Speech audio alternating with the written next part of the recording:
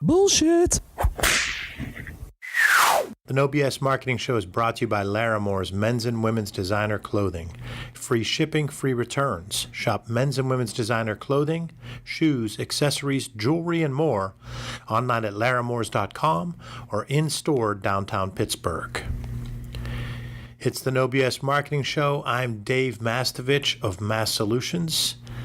I'll hear this one from people quite a bit. Let's meet. I want to pick your brain on some ideas about our marketing and messaging.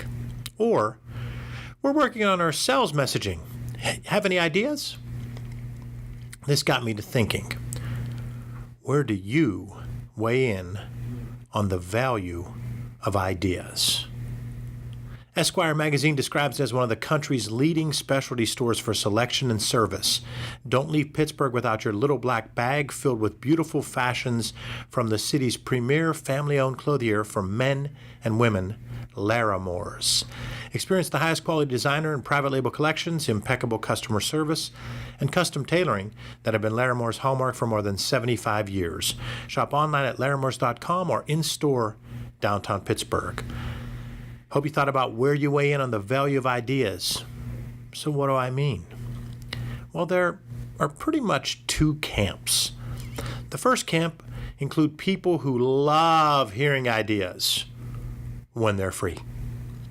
These are people who say things like, "What did we get for that? We spent X thousands of dollars and they presented us with 3 or 4 ideas." Or, "Well, I don't like them because they come in here and they throw out these ideas in a deck and then we get a big bill."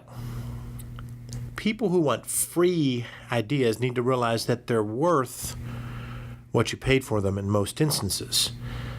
Sometimes people can take advantage of someone and get valuable ideas for free. But in the long run, they're still not getting the whole value of the idea. I'll tell you why. Because if you talk to someone that's in the idea business, they offer solutions, whether it's legal, accounting, financial, marketing, messaging, PR, sales, IT. If you do get them to come to a free brainstorm and they offer you an idea, you might have got some value out of that idea for free. But there's so much more value when the idea is crystallized, formalized, presented with an action plan of how to implement it. Then you have the means to get it done. When you think you got that free idea and then you try to dick around and implement it yourself, you end up really not getting too much more value than free because you'll struggle to implement it or you screw it up royally, which I've seen many times. But let me explain a little bit about how people ask for free ideas. When I first started Mass Solutions, I was so eager to spread the word about real marketing that I'd fall for those invitations. "We should get together. I want to pick your brain." Don't get me wrong, I was flattered. I also understand that when someone is selling, it's a decent line to say because you really do want the prospect's insights as to what they need. You're in the discovery phase. You want to identify their needs to see how you might help. But I'm talking about when I'm the potential seller. I'm the person talking to the prospect, and the potential client, a potential buyer, asks the seller if they can pick their brain, if they can hear the seller's ideas. Again, I get it. Sometimes that's okay. It might be that the person sells a product or service and might be able to give you unique ways to use that product. But when someone is selling intellectual property, like attorneys, an IT company, or a marketing firm, you're basically asking them to give you their product for free.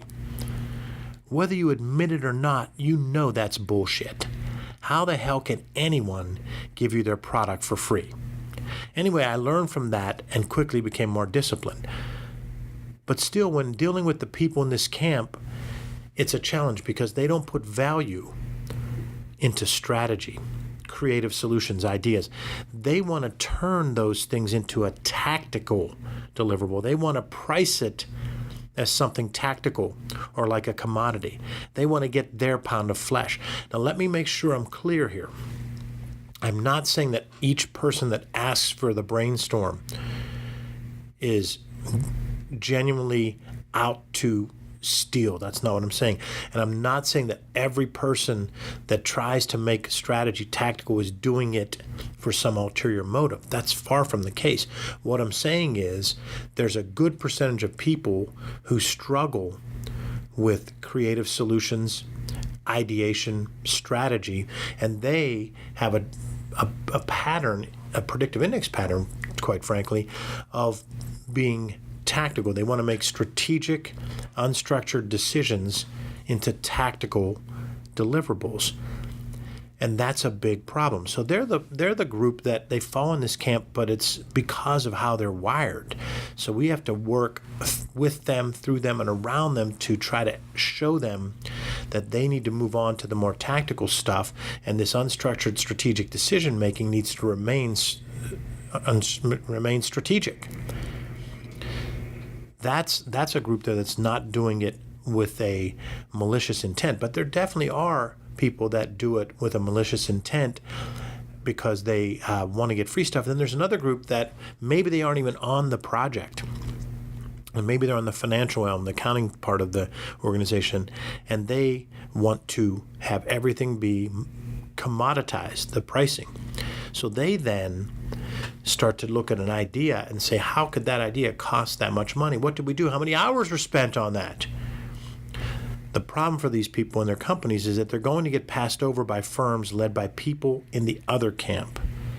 People who understand that ideas are worth a lot and can change the game for them and their companies. Ideas have a huge ROI, return on investment, that you wouldn't realize if you kept focusing on trying to make something that is strategic into a tactic. You wanted to pay a commodity price for a value service. The other camp ends up kicking your ass because they invest in understanding their customer opportunity. They ask for outside perspectives and listen. They don't assume that they and their peers and their colleagues know the solution. They're willing to hear how others perceive their potential solution and possibly incorporate different ideas into their solution.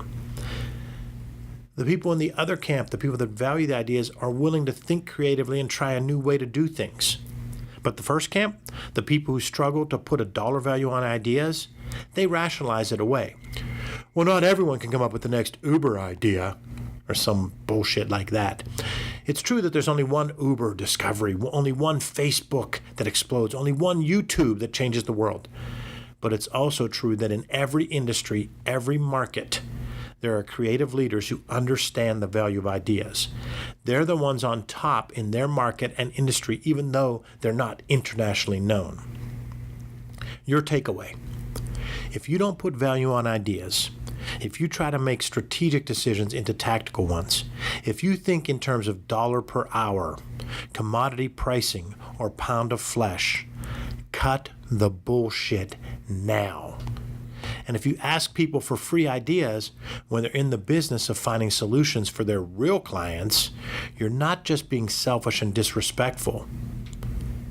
You're also a follower trying to find excuses to rationalize why you're behind a creative leader. Thanks for joining us for the No BS Marketing Show, brought to you by Laramore's men's and women's designer clothing. Free shipping, free returns. Shop men's and women's designer clothing, shoes, accessories, jewelry, and more online at laramores.com or in-store downtown Pittsburgh. Visit masssolutions.biz for show notes plus additional marketing and messaging resources. Are you signed up for the No BS Marketing Weekly Update? You'll receive timely, valuable ideas to improve your marketing and transform your message. To sign up, visit masssolutions.biz.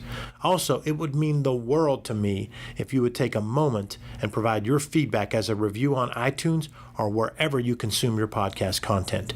Imagine being able to hear from the people who make this show what it is and learning from them, learning from you. That's what happens when you post a review. Remember, ask yourself, what's the big idea? And build your story around the answer. It's all about bold solutions